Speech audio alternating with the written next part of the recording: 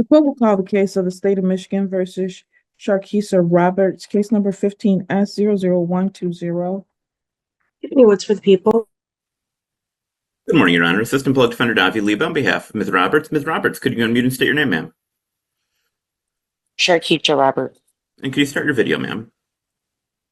All right, Ms. Roberts was arraigned by the magistrate on April 23rd, where Ms. Roberts failed to appear for the non-jury trial, which was scheduled on June 6th of 2023, and she was gone for 2 years and didn't show back up. Yes, Your Honor, I did have a chance to talk to Ms. Roberts about why that was. It seems that she was fairly confused about the position of this case, and I don't fully understand why that was. But what she indicated to me is that she had mistakenly believed that money was being garnished from her account to cover the case, and that had closed it out somehow. I did explain to her that that's certainly not the case, and she does understand that now. It's my understanding she works for a place where she should fully understand how cases work. So I'm not sure I'm buying that. I work for a place that would. Do you work for the MDOC, ma'am? No, this is how I found out about it because I applied for the MDOC. Oh. And as far as the case goes, I was garnished 2 times, so I figured it was one of those because I never received anything else about the case. Ma'am, when you were in court on May 2nd of March 23rd of 2023, you tried to make out a plea and you were unable to do so. And on that date, I told you that you had a non-jury trial on May 2nd, for which you didn't show up that day, and neither did their witness. And I gave an adjournment, and you had an attorney. And then I scheduled it for the June 6th date in person. And then you failed to show.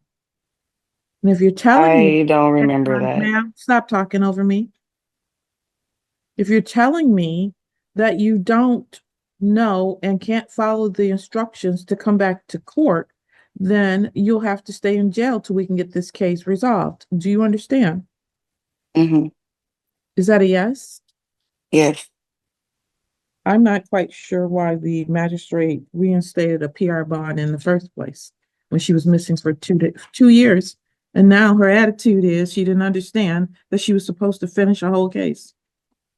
I don't have an attitude, and I thought that the last time we came to court, the witness, which is the store that I went to, we came to an agreement for me to just pay them. So I figured that I was being garnished for that. I never heard anything else. So I'm not saying that I just said forget it or walked away from it. I never heard anything else.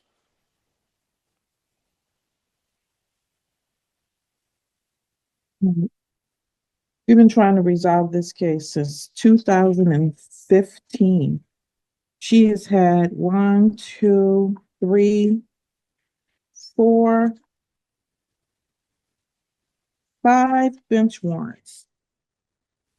And now her attitude is not accepting that she knew she had a non-jury trial. All right, bond in this case, $10,000, 10%. I'm going to issue a bench warrant, ma'am. Do you understand? Yes.